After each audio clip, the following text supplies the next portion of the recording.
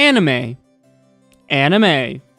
Anime. Sometimes an anime comes along that leaves its mark in a way that no one was expecting. Whether it be for its compelling story, inspiring soundtrack, or maybe breathtaking animations, some anime have the ability to touch our lives in ways that no one really expected. Hello everyone, I'm Finn. Welcome back to Finn Films. Today I'd like to talk to you all about one such anime. An anime that has deeply affected my life along with millions of people throughout the world. An anime that has had a greater impact on hip-hop and pop culture and has arguably been the inspiration for an entire musical genre, a little anime called Samurai Champloo.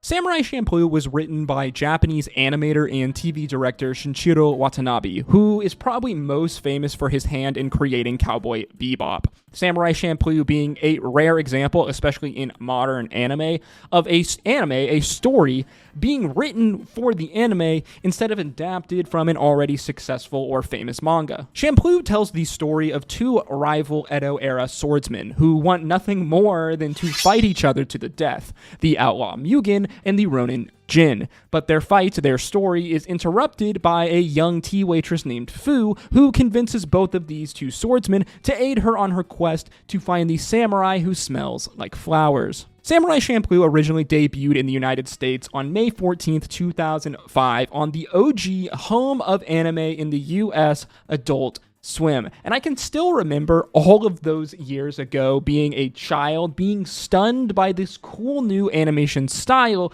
known as anime, as I was definitely up late watching Adult Swim at an age when I most certainly shouldn't have been. Adult Swim really deserves like a ton of credit for laying the kind of groundwork for anime to explode in the United States nowadays in the culture that it is now. Adult Swim airing its first anime, Cowboy Bebop, on September 2nd, 2001, with Yu Yu Hakusho following on February 2nd, 2002, exposing millions of kids and young adults around the world and in the United States to this crazy new animated content, which we would come and know to love as anime. Of course, back then, to like a 8-year-old me, this was just like cartoons. I had no idea like what the concept of anime was, or really where even Japan was on a map. All I knew was that there were these new crazy shows that I was watching, and these shows were something different, something new and unique, something that I had never seen before. It was these early years of my life and these early anime being shown on Adult Swim, which would come to spawn my lifelong love for this genre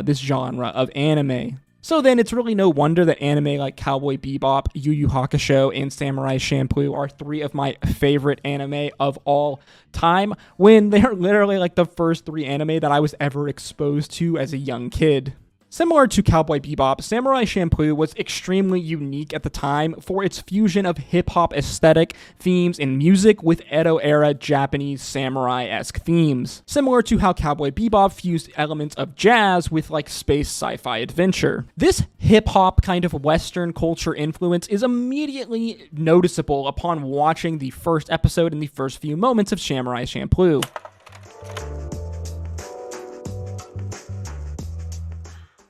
Before we are even introduced to any of our main characters in the story of Champloo, we are hit with the melodic lo-fi hip-hop beat of the legendary producer Nujabes, along with the smooth raps of Shin-02, a Japanese rapper, serenading our ears with the anime's opening song, Battle Cry.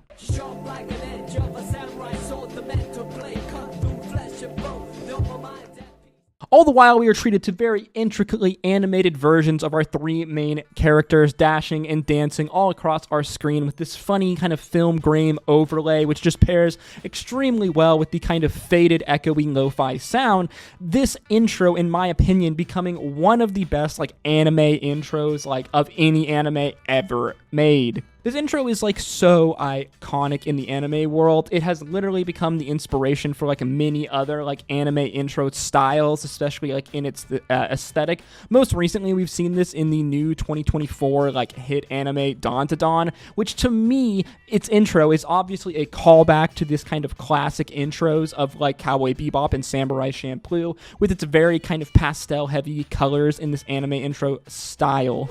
Just to note, in a later section of the video, I'm going to be going into much further detail on the absolutely amazing soundtrack of Samurai Champloo and the genius of one of the men behind it that created it, the Japanese producer Nujabes, later in the video. Just know for now, though, that this man and this original soundtrack are like one of the main things behind what makes Samurai Champloo such an iconic anime and why there will never be another anime like Samurai Champloo.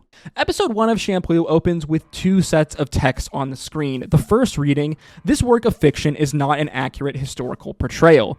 The second reading, "Like we care, now shut up and enjoy the show." As we flash to a beautiful sunset image of Edo-era Japan, as a murder of crows flies towards the horizon. We are quickly introduced to our 2 main characters, Mugen and Jin. The opening dialogue of the show introducing Mugen as the vagrant Mugen and the vagrant Ronin Jin, as we see our 2 swordsmen are about to be executed by the local samurai warlords. The executioners raising their blades as the cawing of the crows grows louder. The faces of our main characters flashing before us as the warriors strike down to kill, when suddenly we transition over to a text image saying 1 day earlier. We are then transported to a modern day Japanese city as funky hip-hop inspired music plays in the background. A man in a basketball jersey walking past the screen as he obviously jams out on his Walkman or CD player. We are then hit with a record scratch and another 1 day earlier sign as we watch the footage get rewound, the modern city changing to the early 1900s and then further back into the middle of the Edo period.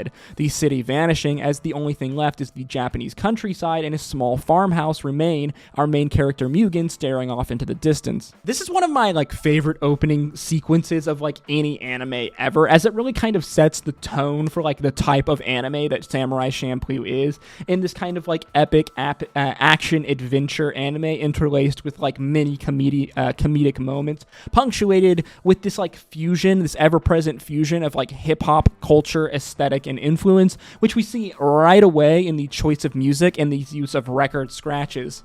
Our scene moves over to a small restaurant where we're introduced to our lead female character, Fu. Fu working in this restaurant as a waitress and is currently serving a couple of assholes waving around their swords, one of them being the son of the prefectural governor. We are again hit with another record scratch, the scene flipping over as we see a villager begging for forgiveness from the local governor, who is exploiting these workers. All the while, our third main character, the Ronin Jin, watches on in anger.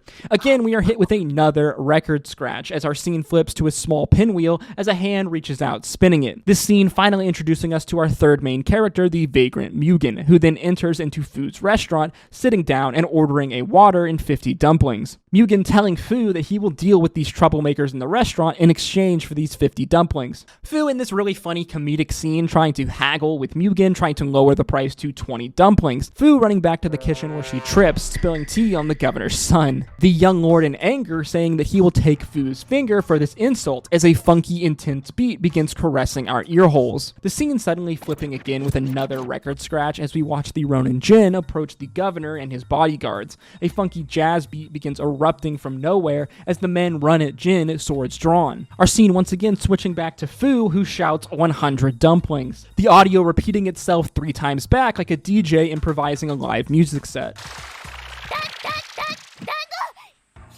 Mugen stepping forward, cutting off this dude's arm. Again, we get another record scratch transporting us back to the scene with Jin, the funky bass returning as Jin slashes forward, cutting down the charging men. Our scenes continuing to flip back and forth between Jin and Mugen via record scratches, as we watch both of our protagonist swordsmen cut down their would-be attackers. The scene resting on the restaurant and Mugen as the governor's son chirps up, the music fading out as he tells Mugen that he will pay for laying a finger on him, as suddenly Mugen cuts him off by lashing out with his sword, cutting off the young man's top knot. The governor's son giving us this amazing meme-worthy face. As the record scratches once again, the scene flipping over to Jin and his father, the governor, who has a parallel, same shocked meme face, as he just watched the Ronin Jin cut down his Yagya guards, the townfolk's most kind of feared warriors. Meanwhile, the governor's son is shaking in fear as he tells Mugen that his father has 3 badasses on his payroll,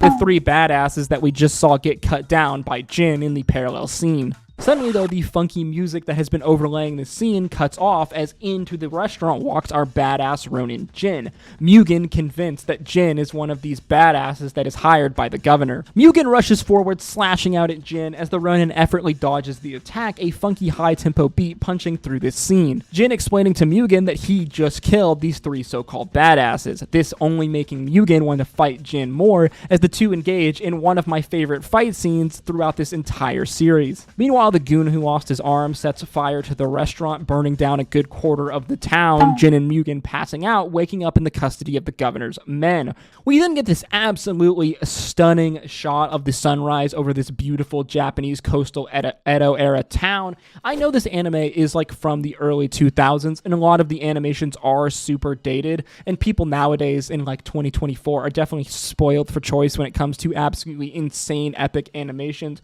But to me, it's scenes like these that I think really still hold up like over 20 years later. Meanwhile, in the jail, Jin is critiquing Mugen's sword form as the two wait for their execution. Fu meets up with the imprisoned swordsman, telling them that she will gladly help them escape as long as they help her find the samurai who smells of flowers. Fu tries to lockpick the door, and it breaks, so she runs off to collect supplies. The two men are then led off to be executed, this scene kind of mirroring the opening moments, the opening scenes of the anime. As again, we watch the executioner's blades fall on both Jin and Mugen, both of these two swordsmen rolling out of the way, avoiding this deadly strike, the two lashing out, regaining their swords, and freeing themselves, cutting down all of these warriors. Jin strikes down the corrupt governor as Fu throws two fireworks into the courtyard, the explosion sending people running in absolute chaos. Now that Jin and Mugen are free, the two swordsmen stand across from one another, waiting to finish their fight to the death, when suddenly Fu comes running along, reminding them of their promise to help her. Fu then proposes a coin toss. If it's heads, the two can fight to the death and kill one another and continue their battle. If tails, the two have to postpone their battle until they can keep their promise and helping Fu find this samurai. Mugen snatching the coin, tossing it high into the air, it coming down and landing on Fu's forehead. As more guards arrive, running them out of the city, Fu screaming with delight that the coin landed on tails. As she trips, falling into the two swordsmen, the show freeze framing as episode 1 of Samurai Champloo ends. The anime transitioning to what I think is one of the best outro anime songs of all time, Shiki no Uta. It's translated to be Song of the Seasons, as well as some of the best outro animations of all time, as our ears are caressed by this really groovy guitar and masterfully crafted up-tempo beat by legendary Japanese producer Nujabes, the voice of Japanese hip-hop singer Minmi, caressing our ears as she sings of these beautiful scenes and seasons long past.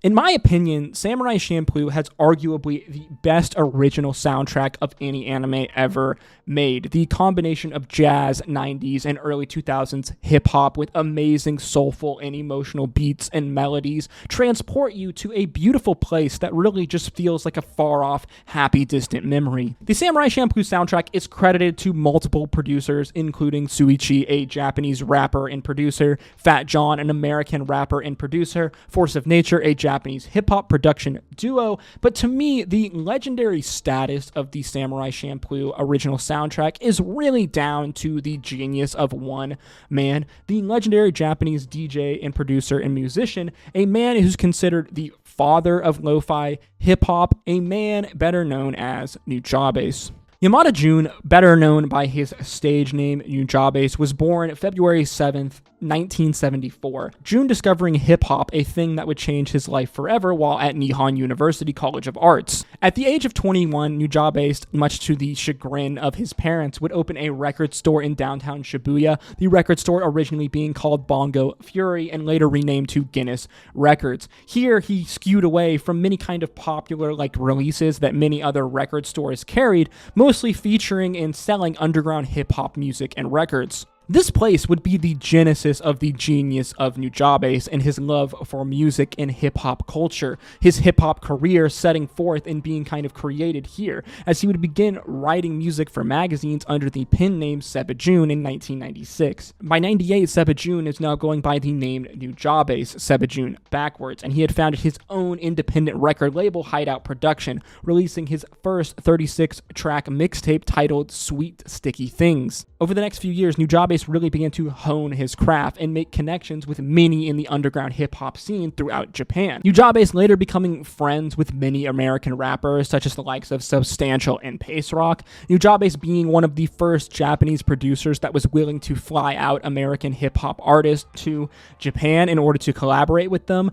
this ultimately leading to Nujabes' first studio album, Metaphorical Music, which would be released in August of 2003, which features a variety of these American rappers, again from Substantial to Pace Rock to Cisse Star. Many people consider Metaphorical Music to be the birth of what we would now know in the kind of modern era as lo-fi hip-hop, Nujabes' beats being a mix of kind of smooth, funky jazz type influence, such as in songs like Blessin' It. We return, Maryland and Cincinnati to the far east side, and we just begun to spread the gospel. Substantial, Pace Rock, hip-hop apostle. This album creating what we really know as the kind of classic lo-fi hip-hop Nujabes sound, a chill 60 to 90 beats per minute of intricately crafted melodic sounds pierced through by Nujabes' iconic piano playing, such as in songs like Kumame.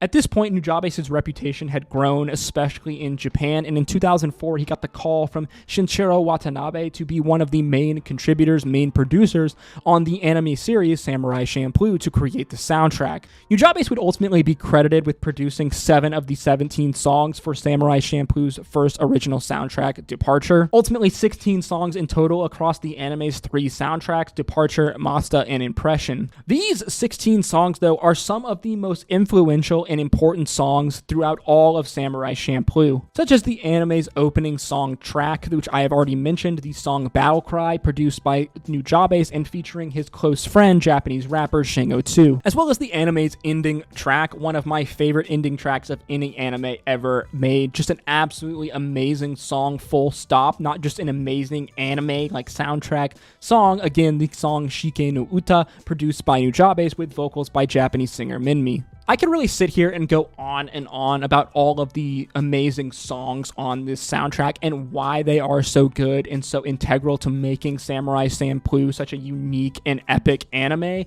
but I'm going to try to limit it to what I think are like some of the best and most iconic songs from the Samurai Champloo soundtrack. Take, for example, the melodic instrumental A Space Between Two Worlds from Departure, which features a groovy guitar dancing over a classic Nujabes kind of like dream-like beat to create a simple, chill masterpiece that really shows how Nujabes became to be known as the godfather of lo-fi hip-hop.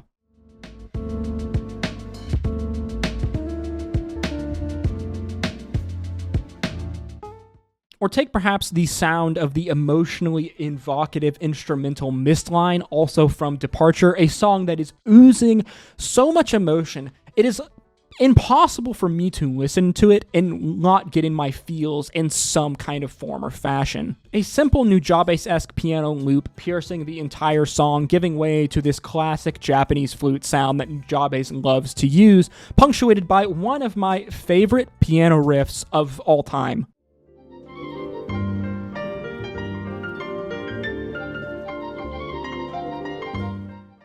Or possibly take the song Suguri no Mai from Impression, one of the grooviest tracks in all of Samurai Champloo, a song that exudes kind of the essence of our main character Mugen's energy, Nujabes sampling a guitar hook from American saxophonist Rusty Bryant's song Until It's Time for You to Go. Nujabes masterfully flipping this guitar hook and turning it into this really insanely upbeat, funky tempo masterpiece. In the words of this Redditor, it sounds like the lush flow of water, as if each guitar note has been dipped in liquid gold and left to corrode slightly to achieve this signature lo-fi sound.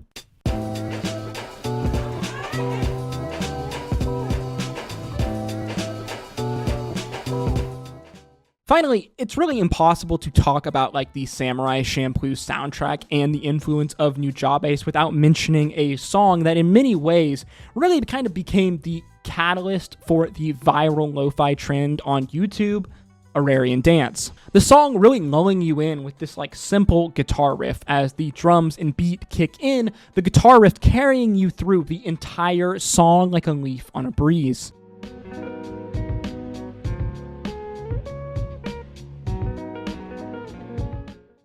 These are not just songs for an anime, simple songs for an anime soundtrack. These are amazing, melodic, genre-defining and creating masterpieces that really live on today as a testament to the beautiful music that Nujabes created. To me, one of the very core reasons why there will never be another anime like Samurai Champloo is the amazing music, the amazing soundtrack created for this anime by Nujabes, as tragically Nujabes would pass away in a car accident in Tokyo on February 26, 2010. Nujabes never getting to live and see his music and work gain the international recognition and cult following that they have today through the likes of YouTube and the internet, the genre very much being the inspiration, the catalyst for lo-fi hip-hop. His iconic song Ararian Dance from the Samurai Champloo soundtrack racking up millions of views across multiple videos on YouTube.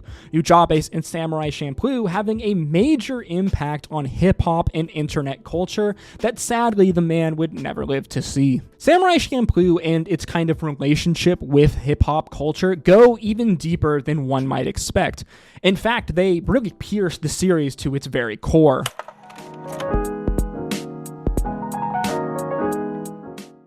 The anime's name itself, Samurai Champloo, is a reference to an Okinawan food dish, champuru, which means something mixed, an idea which the series creator, Watanabe, extended to the idea of hip-hop mixing and sampling. In a Forbes interview, Watanabe says this: "I didn't want to make something old-fashioned, but instead wanted to take a new approach. I also felt that hip-hop and samurai might have some similarities, in that the important essence of hip-hop is the sampling. A musician can pick up old pieces of music and use them like new." Champloo, at its core then, is an expression of this art, the art of sampling in hip-hop culture, from sampling traditional samurai fight scenes and mixing them with modern things such as hip-hop and record scratches to create something brand new. Hence why a DJ and producer like Nujabes, who was a master of sampling, was perfect to do the soundtrack for Samurai Champloo. Another example of this being Mugen's kind of breakdancing inspired sword fighting like style clashing with Jin's more iconic historic like traditional samurai style. So then when we see the two of them fight one another, Mugen and Jin, we get this very unique scene unlike anything ever done before at that time. Here, I want to read you an article from the recently dead publication Play magazine, Rest in Peace. The article being a review of Samurai Champloo from Dave Halverson that was written in 2005, who says this: "Samurai Champloo is a breakthrough entertainment in every way, not to mention irrefutable evidence that Japan can take our most crude, overexploited pop culture flavors and whip them into tasty, soulful souffle. The fusion of anime and hip-hop in Champloo wipes the floor with the diseased content that spews out of the likes of EA and Hollywood to the point of embarrassment. If hip-hop aspired to this level of cool in the US, I might even become a fan beyond the odd Eminem video." While Samurai Champloo may not have really made waves in Japan, at the time of its release over in the States in 2004-2005, Samurai Champloo was receiving plaudits like this from a Western audience for the unique way it blended like the anime art form, classic Arrow-eta Japan themes, and late early 90s and 2000 hip-hop to create this incredibly amazing story that really resonated with like Western fans and Western culture. As such, Champloo and Nujabes throughout the years have solidified itself as an iconic piece of like hip-hop media and hip-hop culture. Many rappers, DJs, producers referencing this piece of media and Nujabes as inspiration for their music. For example, the American rapper Logic has gone on record multiple times citing Nujabes and Champloo as being a continued inspiration for his music. In an early line of Logic's song Thank You, Logic says this: "Take a moment and celebrate how we all alive. Had to write this letter here over a Nujabes vibe." Logic again shouting out Nujabes and Champloo in the outro of his song Man I Is. Samurai Champloo were in constant rotation during the making of this album. Nujabes and Samurai Champloo's influence extend to all corners of hip-hop, from rappers and producers like Joey Badass, who has gone on the record multiple times citing Nujabes as an inspiration, Joey sampling Nujabes and Shingo 2's song Lovesick on his song Love You're Beautiful. I can't explain exactly what I'm feeling like. All I can say is that this feeling's feeling mighty right. Joey showing us his love for Nujabes extended to an early age. Here in this video at the age of 15, we see a young Joey rapping over one of Nujabes' most iconic songs, Feather. I'm just trying to make a living, fly to the sky, lifestyle like some pigeon. So listen to the words that's set behind it's written, cause even on the Maury show. Nujabes and Samurai Champloo's influence extend even farther beyond just hip-hop culture and now into the mainstream kind of internet culture as a whole. In the words of Adam Douglas from Music Tech, the face of the chill genre is the lo-fi study girl, a short animation of a teen girl sitting at a desk by an open window, drawn in a very Studio Ghibli style, the visual component to a YouTube streaming channel, Lo-Fi Hip-Hop Radio. It's the endpoint of a variety of threads that, once you start pulling, go all the way back to Samurai Champloo and Nujabes. There have been plenty of other anime out there now at this point that have used hip-hop as an influence, but I think that no other anime has had more of like a reverse influence on the hip-hop like culture as a whole as the likes of Samurai Champloo. From the funky hip-hop themes, the iconic samurai duels, the blending of Eastern and Western cultures, to the inspirational and genre-defining and creating music of Nujabes, I truly do believe that there will never be another anime like Samurai Champloo.